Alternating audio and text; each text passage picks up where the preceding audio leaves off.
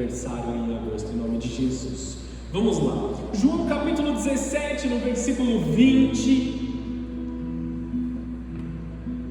O texto diz assim. Olha só, preste atenção nisso. João 17, 20. Não te peço apenas por estes discípulos, mas também por todos que crerão em mim por meio da mensagem deles. Minha oração é que todos eles sejam um, como nós somos um. Como tu estás em mim, Pai, eu estou em ti, e que eles estejam em nós, para que o mundo creia que tu me enviaste. Eu dei a eles a glória que tu me deste, para que sejam um, como nós somos um. Eu estou neles e tu estás em mim, que eles experimentem unidade perfeita, para que todo mundo saiba que tu me enviaste e que os amas tanto quanto me amas. Amém? Nós estamos em um ano que o texto de João sobre os discípulos de Jesus, que fariam as obras maiores do que as de Jesus, está ecoando nos nossos corações. E Jesus está fazendo a sua última oração antes de ser crucificado, a última oração pública, né? O último momento de oração ali que ele faz diante das pessoas. E inclusive ele faz essa oração justamente para registrar no coração das pessoas, e foi registrado por toda a eternidade na palavra de Deus, o desejo de Jesus e o porquê ele estava fazendo aquilo que ele estava fazendo. Não somente uma oração, mas aqui revela o desejo do coração de Cristo. Ele fala assim: eu estou orando não por esses discípulos que estão aqui, mas por aqueles que hão de crer algum dia. Esses somos nós, amém?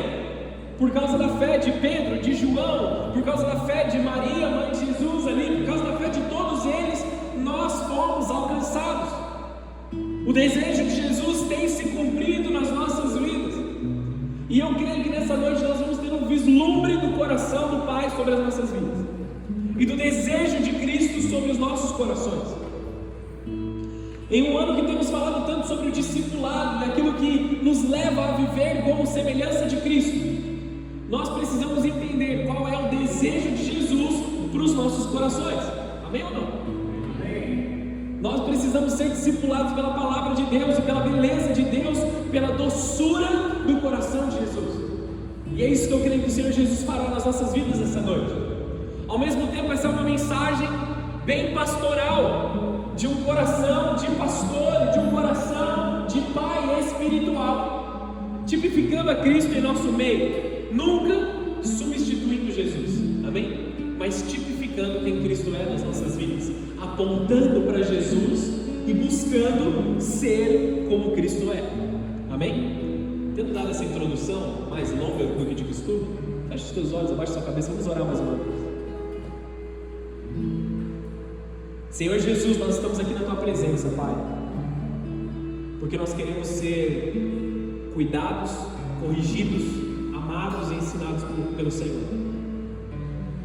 Nós te pedimos que o Senhor venha com o Teu cajado, com a Tua vara nas nossas vidas nessa noite, nos conforta e nos consola com o Teu amor. Traz-nos, Senhor, para aquilo que o Senhor deseja nas nossas vidas. Que sejamos discípulos segundo o Teu coração. Que nós possamos olhar para o Teu coração, olhar para o Teu desejo, para a Tua igreja, Senhor. E que nós, como igreja do Senhor, possamos nos parecer com aquilo que o Senhor tem para as nossas vidas. Então, em nome de Jesus, vem com derramar de glória sobre nós. Em nome de Jesus, abre os céus e derrama da Tua graça, do Teu coração sobre as nossas vidas, porque nós queremos entrar debaixo desta glória que nos faz um, nós queremos entrar debaixo da Tua presença, que nos unifica, que nos transforma, que intensifica a nossa adoração, Senhor. Espírito Santo de Deus, fala conosco. Nós precisamos da Tua presença, Senhor. Em nome de Jesus.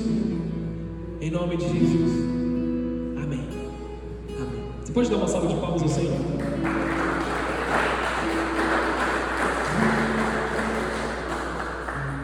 Aleluia. Vamos lá. Existe algo de extraordinário nesse texto, porque nós não estamos falando de um sermão de Jesus, nós não estamos falando de uma parábola de Jesus. A gente vai ler uma parábola daqui a pouco. A gente não está lendo sobre o milagre de Jesus também. Nós estamos ouvindo a última oração pública de Jesus Cristo, a última oração antes de ser crucificado, o desejo mais intenso de Cristo. Um pouco antes de dizer essas palavras, ele diz assim: o que eu quero, Senhor, é que aqueles que o Senhor me deste estejam comigo. O que Jesus está dizendo é: o meu desejo, a minha vontade é de que aqueles que o Senhor me presenteou estejam comigo na minha presença. Ele está falando em primeiro lugar sobre uma unidade vertical entre nós e o Pai. Amém? Amém. Que você esteja com o Senhor. Esse é o maior desejo de Jesus. Esse é o motivo pelo qual Ele morreu na cruz, para que houvesse justiça de Deus, através do perdão de pecados, através da justificação. Então toda a barreira que havia entre Deus e o homem fosse rompida, para que nós estivéssemos com Cristo. Amém? Aqui é a primeira questão.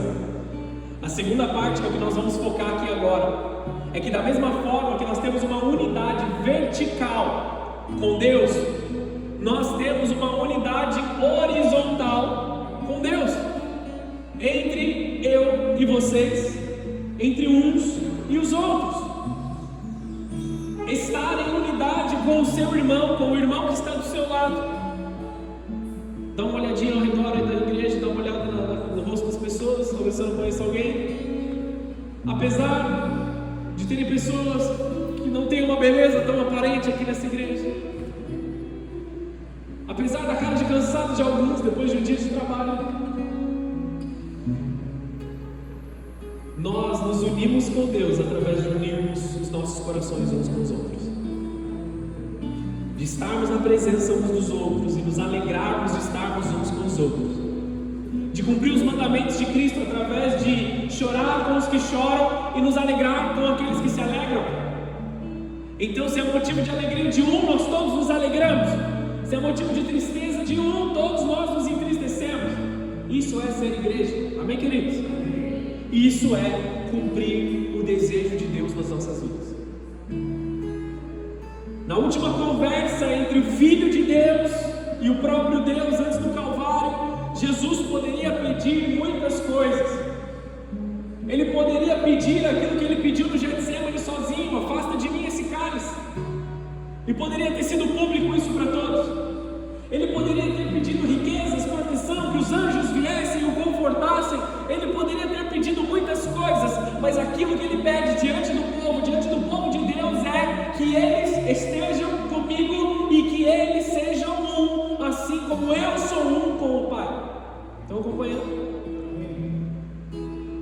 Ele faz um pedido acima de todos os outros pedidos: Pai, que eles sejam um, que a igreja seja uma só igreja, que a unidade do corpo seja uma só. Isso revela o coração de Deus, porque tudo aquilo que ocupa espaço na oração de Jesus ocupa espaço no coração do Pai. Jesus orava a vontade de Deus para a vida dele.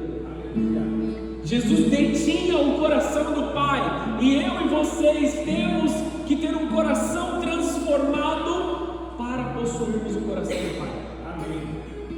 Eu e vocês precisamos deixar um espaço aqui, se possível todo o espaço que nós temos dentro do nosso peito, para que habite o coração do Pai.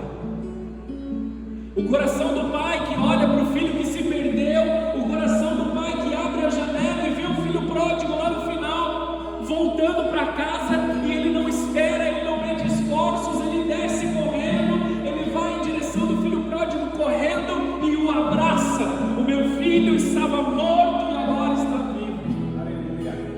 O mesmo coração do Pai que olha para o filho mais velho e diz assim: filho meu, por que você está tão aflito? Por que você está ansioso? Por que está entristecido? Tudo que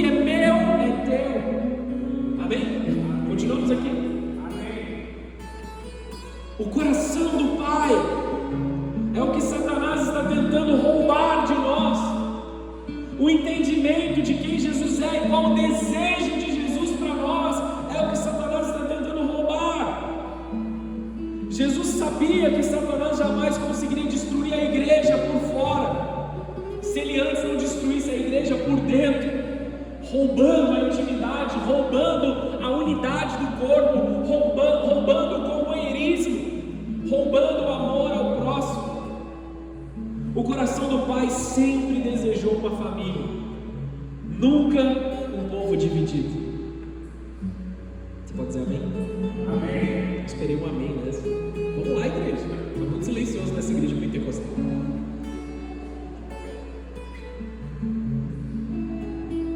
João 17 é como se abrisse uma janela nos céus e a gente conseguisse enxergar o coração do Pai lá em cima. A gente conseguisse enxergar o coração, o desejo profundo de Deus para nós. Desde Gênesis até o Apocalipse, Deus está formando um povo. Quando Deus se apresenta, Ele se apresenta com vários nomes. Ele se apresenta como El Shaddai, Ele se apresenta como Elohim, Ele se apresenta como Jeová Jireh, Jeová Rafá, Jeová Nissi. Mas na maioria das vezes, quando Ele se apresenta no Antigo Testamento, Ele se apresenta como um Deus de aliança e um Deus do povo. Ele diz: eu sou o Deus de Abraão, de Isaac e de Jacó, o Deus da sua família. Vocês estão entendendo isso? Eu sou um Deus que tem uma aliança com o meu povo. Eu sou um Deus que tem um favor para o meu povo. Eu sou um Deus que desejo estar no meio do meu povo e que o meu povo esteja em unidade. Ele não é o Deus das 12 tribos espalhadas. Ele é o Deus de Abraão, Isaac e Jacó, da promessa de Jacó. Não das 12 tribos da dispersão. Nunca indivíduos isolados, nunca grupos rivais, sempre uma família. A igreja é uma família, um corpo, uma unidade. Efésios 4:3, você não precisa abrir não, depois você abre comigo esse texto aí para a gente ler. Façam todo o possível para se manterem unidos no Espírito, ligados pelo vínculo da paz. Paz nem sempre é concordância. Muitas vezes é correção em amor. Muitas vezes são limites muito bem estabelecidos. Mas quando aquilo que cabe a você, tenha um passo com todos. Infelizmente, no mundo de hoje, muitos estão buscando inimizades, brigas, bagunça, destruição. A Bíblia, ela não manda criar a unidade. Ela manda conservar a unidade que foi dada por nós. Ela não manda que eu e vocês elaboremos algo ou construamos algo que Jesus já não preparou para nós antes da eternidade. O próprio Senhor Jesus em João 17 está dizendo assim: eu já lhes dei a glória para que sejam um. Não é necessário que a gente construa, é necessário que a gente preserve aquilo que Ele está nos dando. Vocês estão entendendo isso? Ele manda conservar. A unidade já foi produzida por Cristo na cruz. A unidade foi feita na cruz, quando Jesus disse: Senhor, Senhor, por que me abandonaste? Ele passou pelo abandono, Ele passou pelo rompimento, Ele passou pela dor do desligamento do relacionamento, para que eu e vocês nunca tivéssemos que passar pelo desligamento das nossas almas com a alma de Deus. Ele nos reconectou, nós éramos inimigos de Deus e nós fomos feitos filhos. Nesta unidade que nós somos chamados para preservar. O inferno, ele não consegue destruir aquilo que Cristo edificou, então ele tenta dividir o povo de Deus. A polarização do mundo, ela é inevitável, amados. O mundo vive dividido, esquerda contra direita. Existe uma elaboração das trevas para gerar uma divisão entre ricos e pobres, entre velhos e jovens, entre homens e mulheres. entre gerações e outras gerações. Na sociedade isso sempre vai existir, porque Satanás no meio do mundo, ele tenta criar inimigos a fim de dividir, a fim de separar, porque ele entende que pessoas unidas no propósito com Deus são imparáveis. Quando nós nos unimos como um exército, nós somos imparáveis. A unidade do corpo faz com que a igreja avance, a unidade do corpo faz com que a igreja seja relevante, a unidade do corpo faz com que vidas sejam salvas, sejam evangelizadas, sejam transformadas. Vem comigo, se anima aí, senão eu vou desanimar aqui de pregar. Até me perdi. A nossa identidade, ela não é política, ela não é cultural, ela não é econômica. A nossa identidade é Cristo. Ele que nos dá a identidade. Quando a polarização entra na igreja, o reino começa a aparecer com o mundo, ou na verdade deixa de ser reino e se transforma no mundo. E toda divisão entrega espaço ao inimigo. Por profissão, eu sou gerente de projeto. Qual é a minha principal função? Resolver problemas. Que tipo de problemas? Problemas de relacionamento. Problemas de pessoas de áreas diferentes de uma mesma empresa que não se conversam ou têm interesses completamente diferentes, para que todos eles estejam na mesma página, estejam na mesma direção e nós possamos executar o mesmo projeto juntos. Então, o desafio, amados, hoje eu estou trabalhando com um projeto com mais de 40 pessoas envolvidas ativamente.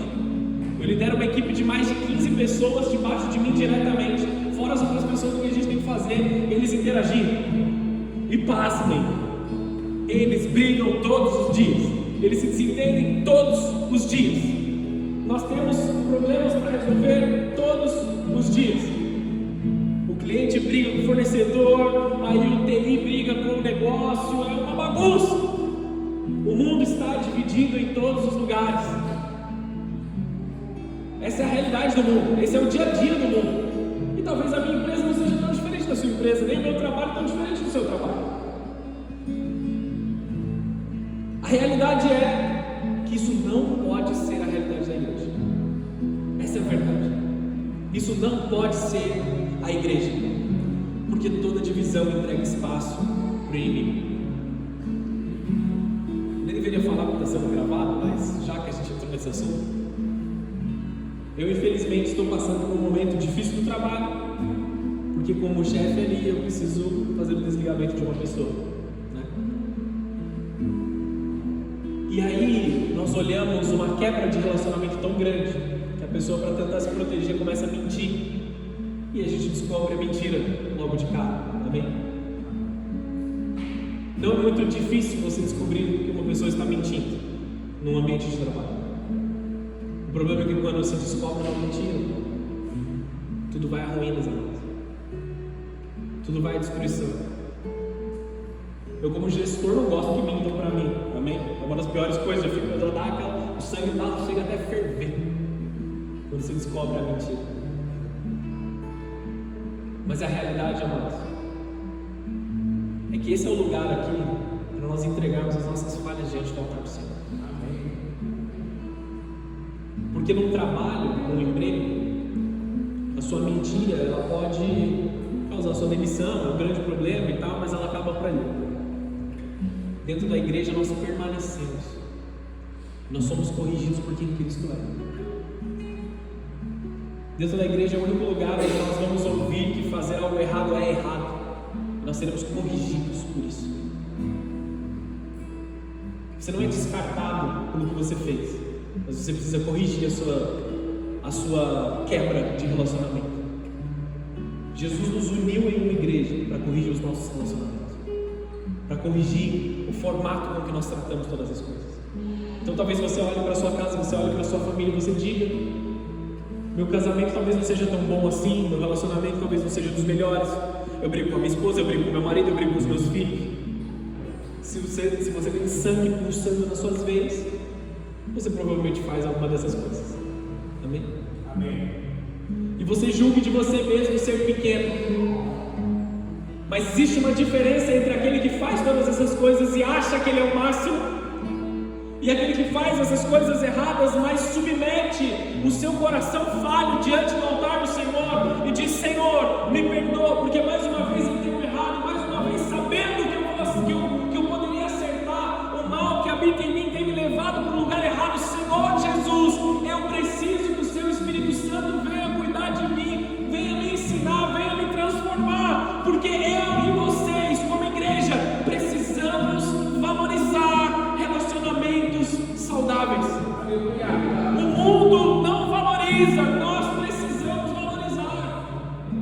O mundo diz: rompa, acabe, demita, mande embora da tua vida. Nós, dentro da igreja, precisamos priorizar relacionamentos. Nós, dentro da igreja, precisamos ser aqueles que amamos em primeiro lugar, porque amar o meu próximo é amar a Deus.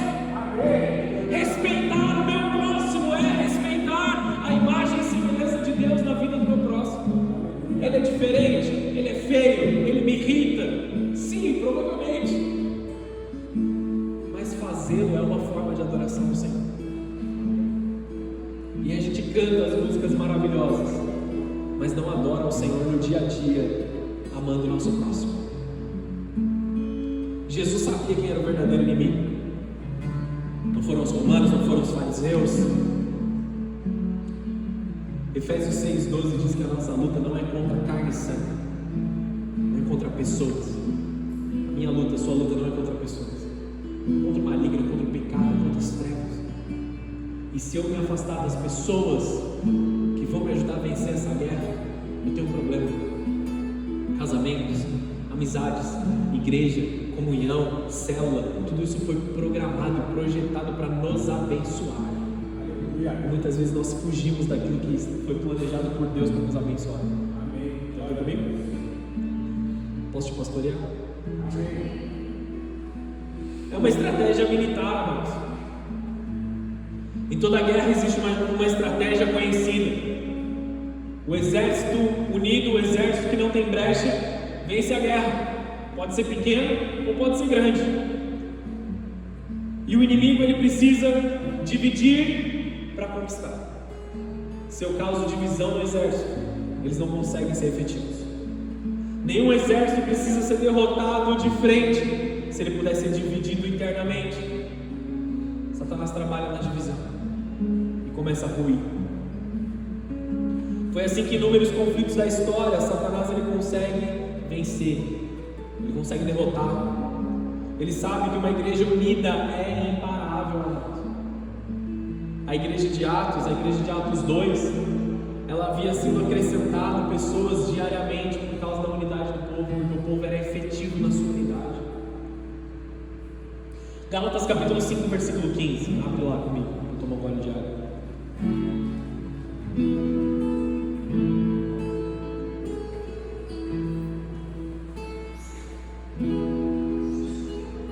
Gálatas 5,15. Mas, se vocês estão sempre mordendo e devorando uns aos outros, tenham cuidado, pois correm o risco de se destruir. Olha para a pessoa que está do seu lado e fala assim: para de me morder.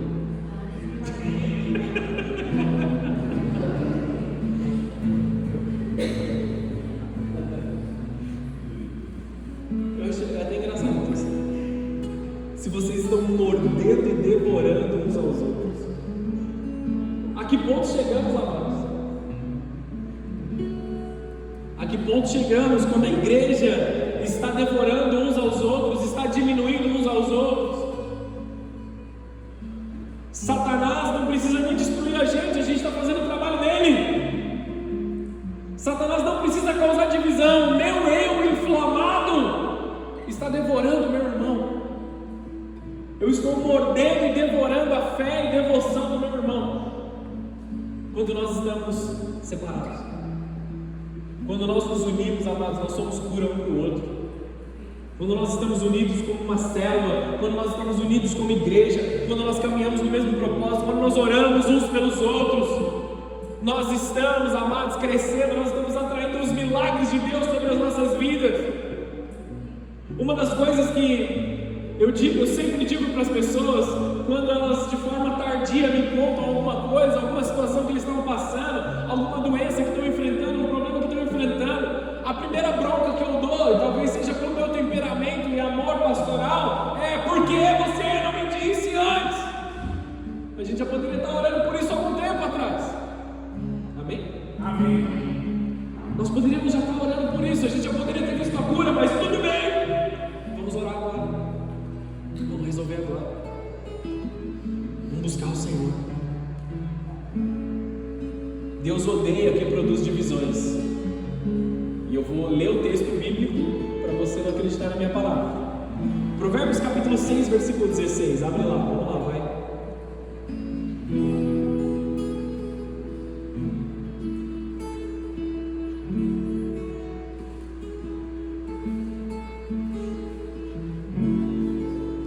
Esse primeiro versículo aqui é uma forma mais poética de dizer, tá bom? Não foi um erro aqui, ele calculou errado, depois ele se corrigiu. Uma forma poética de dizer, olha só.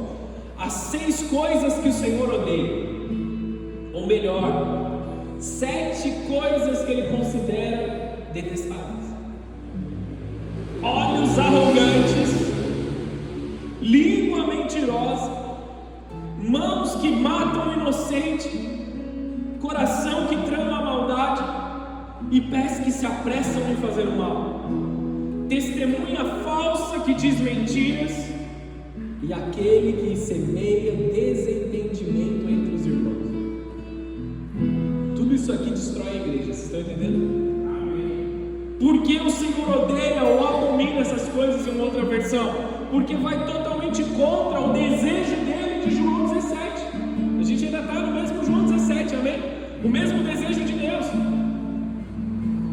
para que haja a unidade do corpo, para que nós sejamos um, para que a glória de Deus seja derramada sobre as nossas vidas. O que precisa ser extinguido no meio da igreja? 7 coisas que Deus abomina.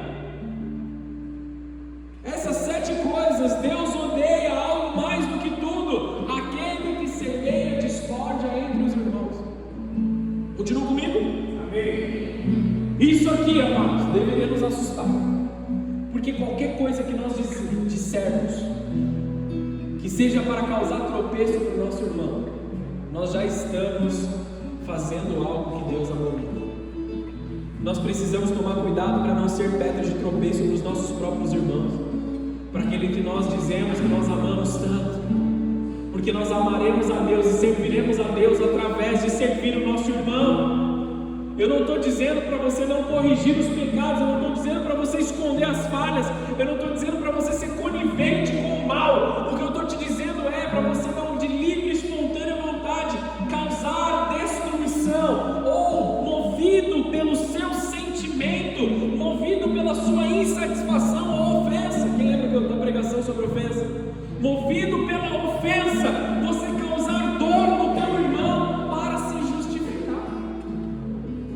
Eu tenho 2 filhos, a maioria de vocês sabe que eu tenho 2 filhos. Uma das coisas que mais me irrita dentro de casa é quando as crianças começam a brigar entre eles. Vocês são irmãos. Dá vontade, mas a gente não faz. O chinelo às vezes voa, você pode dar um sustinho. Vocês são irmãos. E aí um se machuca, o outro lá e chora. E vão até o pai buscando, ou o pai ou a mãe, buscando que o agrade. Ah, me agrada porque me doeu. Como se estivessem buscando uma validação do pai ou da mãe, para que ele esteja certo e o irmão esteja errado. Estão entendendo isso? Ah, eu briguei com fulano, valide a minha dor. Posso dizer uma coisa? Sabe aquela situação assim? Eu briguei com a minha esposa. Só um exemplo, tá bom? Que casais não brigam nessa igreja? Esses casais são maravilhosos. Eu briguei com a minha esposa. Pastor, quem está certo? Tá os dois errados. Se brigou, está errado. Mas quem está certo? Está errado, os dois estão errados. Briguei com a minha irmã, briguei com o meu irmão. Quem está certo? Os dois estão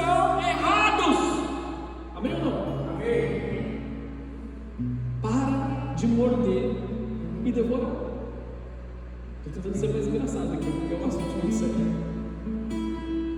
Para de morder e devorar teu irmão. Para de causar maldade, para de causar confusão. Para de se envolver nessas tretas.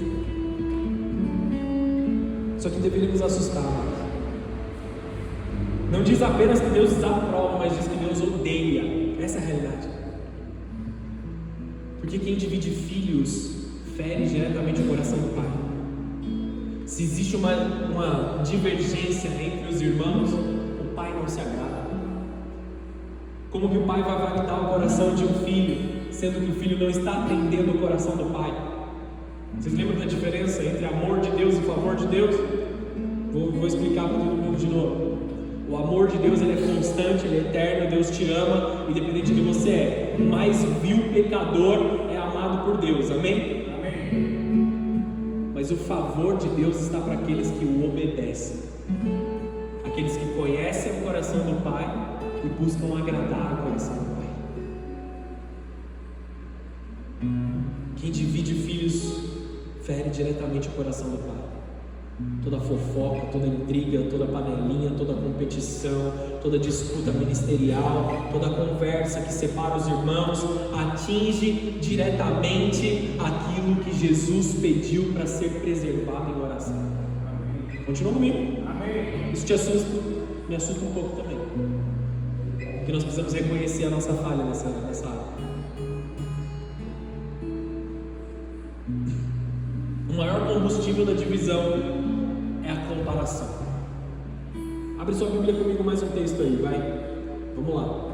Lucas 18, versículo 9. Agora sim uma parábola. Lucas 18, versículo 9 até o 14. Eu tenho usado isso aqui como exemplo em muitas das minhas ministrações, mas eu não falei especificamente desse texto ainda. Em seguida, Jesus contou a seguinte parábola: aqueles que confiavam em sua própria justiça e desprezavam os demais. 2 homens foram ao templo orar.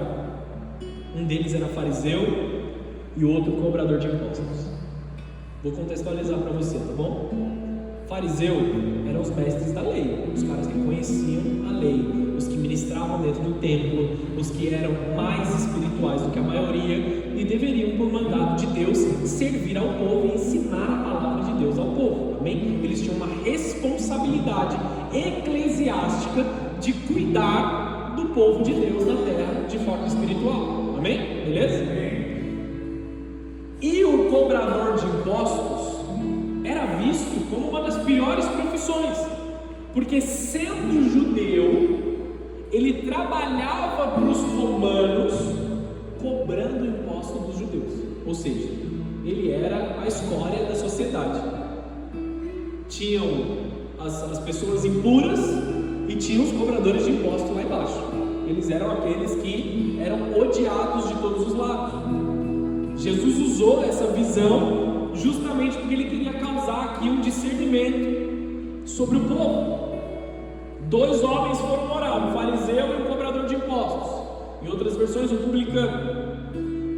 O fariseu em pé, ele fazia essa oração: eu te agradeço, Deus, porque eu não sou como as demais pessoas, desonestas, pecadoras, adúlteras, e com certeza não sou como aquele cobrador de impostos. Jejuo 2 vezes por semana e dou o dízimo de tudo que eu ganho. Mas o cobrador de impostos, ele ficou à distância. Ele não tinha coragem nem de levantar os olhos para o céu enquanto ele orava. Em vez disso, ele batia no próprio peito e dizia: Deus, tem misericórdia de mim, porque eu sou pecador. Eu lhes digo que foi o cobrador de impostos e não o fariseu quem voltou para casa justificado diante de Deus, porque aqueles que se exaltarem serão humilhados, e aqueles que se humilham serão exaltados. Ele chegou até Deus quebrantado.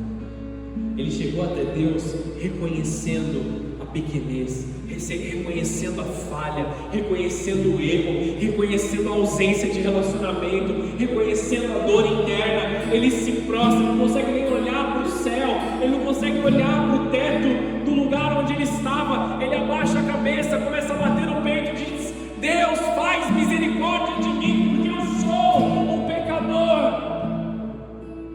Faz justiça de mim, porque eu sou um pecador. E ele voltou para casa justificado, porque ele reconheceu que ele precisava de Jesus. O fariseu não mudou nada na vida dele. Ele foi até a presença de Deus e voltou do jeito que ele estava, oco.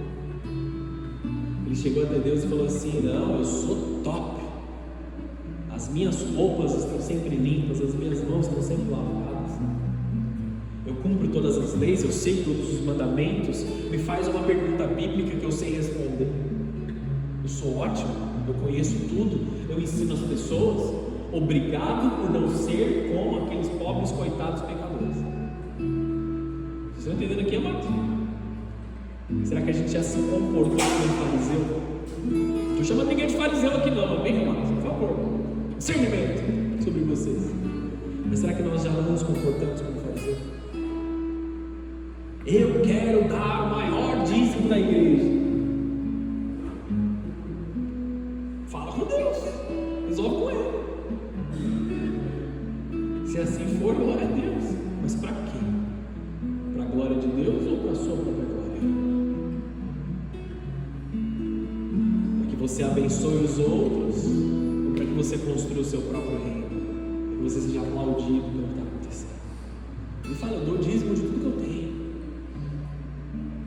Nós aqui na igreja nós não temos uma forma de fazer controle de quem dizima ou quem não dizima, quanto não faz, justamente para que ninguém se engrandeça. Eu não sei, eu corrijo o irmão dizimando ele ou não, amém? Vou pastorear dizimando ou não, a bronca vai ser a mesma. Cadê? Calma, tá tudo bem. Onde que eu estava mesmo? Essa parábola ela começa de maneira interessante, porque Jesus está falando assim: alguns confiam muito mais neles mesmos e se comparam com os outros. O momento que a gente cai, amados, o momento que a gente causa divisão nos relacionamentos é quando a gente acha que a gente é melhor que outra pessoa. Dentro do seu ambiente de trabalho: eu sou melhor que aquele cara. E aí começam as comparações em vários momentos. No momento da promoção, no momento da oportunidade, no momento disso, no momento daquilo, a gente começa a se comparar. Fulano ganha mais do que eu. Fulano tem isso, fulano tem aquilo. O fariseu nem percebe que ele deixou de falar com Deus, na presença de Deus, porque ele foi até Deus, mas ele só falou com ele mesmo. Ele não falou com Deus. Ele esteve onde Deus queria se manifestar, mas ele continuou do jeito que ele estava, porque ele não reconheceu nele uma necessidade de Deus. Obrigado, Deus, porque eu sou muito bom. Foi isso que ele disse. E foi embora do jeito que ele estava, vazio, oco, sem compaixão, sem amor ao próximo, desunido das pessoas, causando mais dor. Porque Jesus, ele começa a falar dos fariseus em vários momentos. Ele fala daqueles que devoravam a casa das viúvas, daqueles que colocavam o jugo pesado demais nos ombros dos outros, que nem eles mesmos não queriam carregar. Ele fala de pessoas de uma forma muito dura, da atitude daqueles grandes homens ali, que eram instituídos por Deus, foram ungidos dentro do templo para servir o povo, mas na verdade estavam muito mais mordendo e devorando o povo do que servindo, do que amando, do que cuidando, do que abrindo mão deles mesmos em favor do próximo. Como pastor, você tem que doer em alguém, dói sempre em mim primeiro. Eu vou abrir mão primeiro para que as pessoas estejam bem. Esse é o coração do Pai. Doeu em Deus primeiro, doeu no coração do Pai primeiro. você que é pai, você que é mãe, você vai abrir mão daquilo que você quer para dar para o teu filho. Se tiver um último pedacinho de chocolate, se a criança estiver cheia de vontade, você não vai comer chocolate, você sabe disso. É só um pequeno detalhe, mas muitos são os outros. Muito obrigado pela água, viu? Mas muitos outros são os exemplos que a gente poderia fazer. Sabe quando... Eu preciso falar, mas é mais forte do que eu. Pais. Sabe depois daquele dia de trabalho, que você tomou banho, comeu alguma coisa e você sentou no sofá? Sabe quando você faz barulho quando você está no sofá? Confessa que você faz também, eu sei que você faz.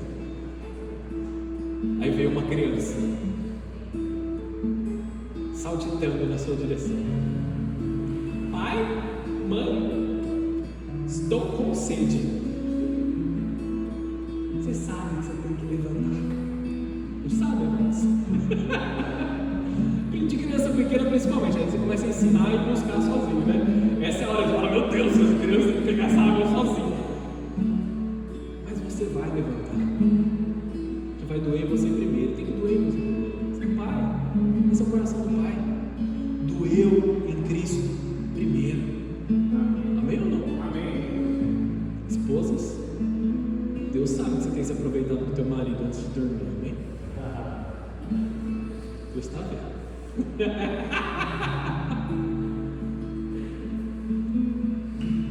Foco no palavra. A oração do fariseu virou comparação. Ele olha para Deus, mas pensa no publicano. A comparação sempre produz pecado. Nunca existe uma comparação saudável. Ou você vai se achar melhor, vai entrar orgulho, ou você vai se achar pior. Eu sou pior do que ele, eu nunca vou ser assim, eu vou morrer assim, eu vou morrer triste, eu vou morrer sozinho, eu vou morrer sem dinheiro, eu vou morrer fraco, eu nunca vou alcançar alguma coisa. A gente se compara. Enquanto o fariseu olhava para o publicano olhava para Deus. Por isso ele foi justificado. Por isso a glória de Deus habitou no coração dele. Enquanto um media as pessoas, o outro media a sua necessidade da graça. Eu preciso de Deus. Eu preciso da presença de Deus. Eu não preciso de alívio da minha dor. Eu não preciso de mais dinheiro. Eu não preciso de outras oportunidades. Eu não preciso ir para tal lugar. Eu não preciso daquilo.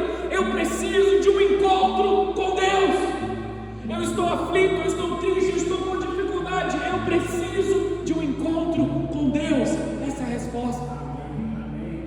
Você está doente, você tem alguma situação, vai no médico, toma remédio, faz o que tem que fazer, mas fale com o Senhor. O que você mais precisa é de Deus. Você tem um problema de relacionamento, traz Deus para esse relacionamento. Os fariseus, eles não percebiam o estrago que eles causavam. Eles eram extremamente religiosos, eles conheciam a lei, eles jejuavam, oravam, dizimavam, faziam tudo. Mas eles transformavam a graça em motivo de superioridade. A única coisa que a gente pode motivar Deus a fazer é nos mandar direto para o inferno, amados. Essa é a realidade. Eu não consigo motivar Deus a fazer nada de bom para mim. Tudo que vem de bom vem de Deus em primeiro lugar, não de nós. Os fariseus, eles se achavam melhor, eles achavam que Deus só falava com eles.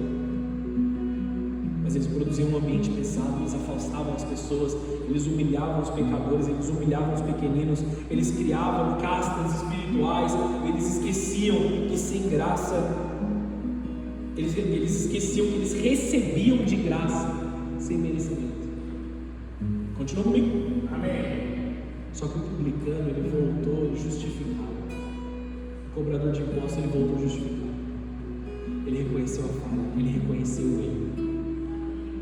Jesus termina dizendo algo surpreendente. Ele foi justificado. O que é o justificado aqui no original?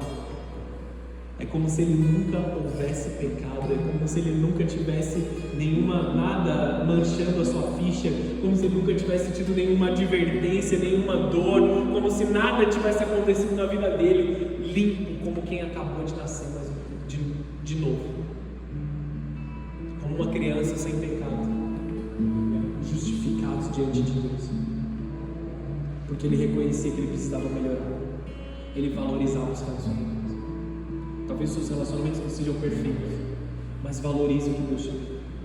Valorize o teu casamento, valorize a tua família, valorize os teus irmãos, valorize a tua igreja, valorize o relacionamento com as pessoas, ao que cabe a você. Não morde o teu irmão. Amém ou não? Amém.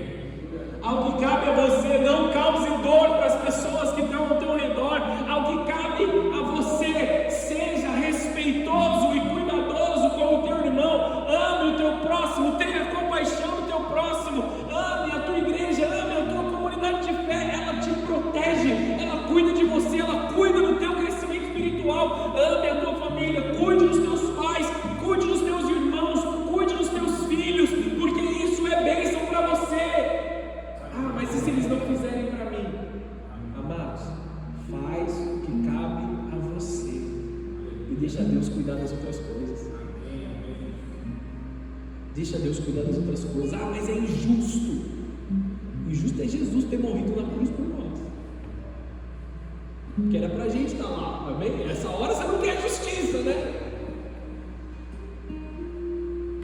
Para satisfazer a justiça divina, ele foi pregado no madeiro para que a gente não fosse. Se Jesus ele se fez justiça, por que não nós podemos tomar o prejuízo? Por que não nós podemos tomar a perda, poder tomar a dor em favor do nosso próximo? Perdoar também vai te custar algumas coisas. Na verdade, perdoar vai te custar bastante coisa. Mas é amor, é cuidado, é isso que transforma. O amor transforma muito mais do que o juízo. As verdadeiras causas das brigas são o orgulho, o egoísmo, a inveja, a ambição pessoal, os ciúmes, a ira, a falta de perdão, as discussões inúteis. A palavra de Deus nos ensina a tomar cuidado com as discussões inúteis. Nem todo argumento precisa ser respondido. Efésios capítulo 4, versículo 2, indo para o final da mensagem, prometo. Por causa da sua fé, vou pregar mais 15 minutos.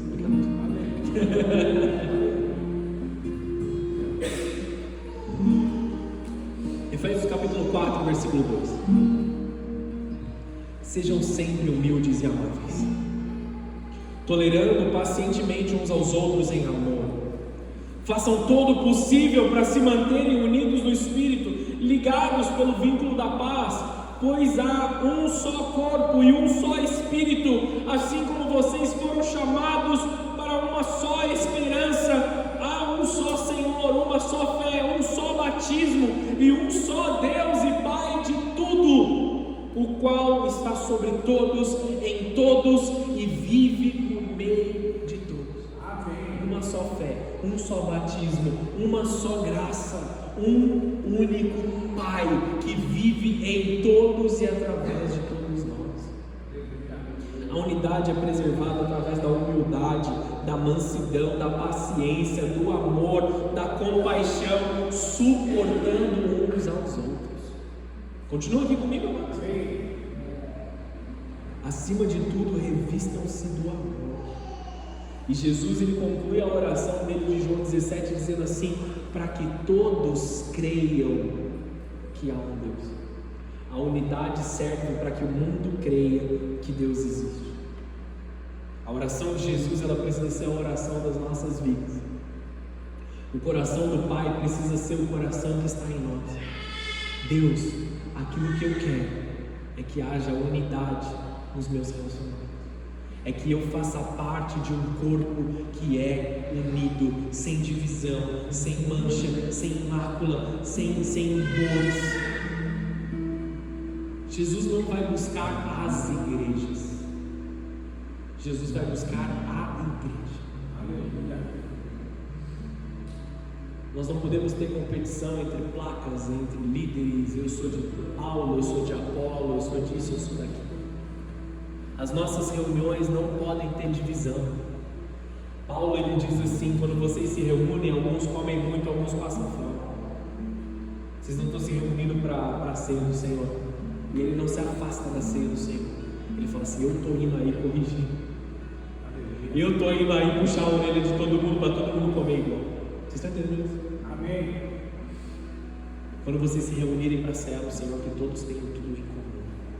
Que o coração de vocês seja um só. Que a unidade de vocês seja uma só. Então, quem é melhor do que alguém? Ninguém. Jesus é melhor do que todos nós. É só dois postos: Jesus e todo o resto embaixo. Amém? Igualmente pecadores, igualmente destruídos, igualmente inimigos de Deus, que fomos alvo da misericórdia divina do Senhor. As nossas escolhas, as nossas coisas, elas só podem nos aproximar de Deus, mas não fazem nenhum de nós melhor do que os outros. Amém ou não? Amém. Senhor, faz justiça de mim, porque eu sou pecador. Um apelo pentecostal e pastoral sobre a tua vida nesse momento. Como pastor, como pai espiritual nessa igreja, uma das coisas que me dói é quando há divisão no meio do povo de Deus. Então, assim como eu faço com os meus filhos, eu te exorto nessa noite, aqui, quanto ao que cabe a você, tenham paz com todos. Tenha paz dentro da tua casa, tenha paz dentro do teu relacionamento, tenha paz com os teus irmãos. Quem está certo, pastor? Está errado, os dois se brigaram. Amém, irmão? Lembra de mim aí. Se quiser eu gravo um áudio para você. Amados, que o nosso coração seja um só coração. Porque se há algum tipo de divisão, não é só uma pessoa que está errada porque houve divisão, mas todos nós fomos condenados, todos nós erramos. Nós somos um único corpo, nós somos uma única igreja. Amém. Continua aqui comigo. Se um casamento está com problema, está todo mundo com problema até que seja resolvido. Se o irmão está doente, está todo mundo doente até que haja cura em nosso meio. Se um irmão está celebrando alguma coisa, não existe ciúmes, não existe vantagem, não existe quem está maior. Está todo mundo celebrando em favor desse irmão. Amém ou não? Amém. Então se coloca de pé rapidamente para nós adorarmos ao Senhor.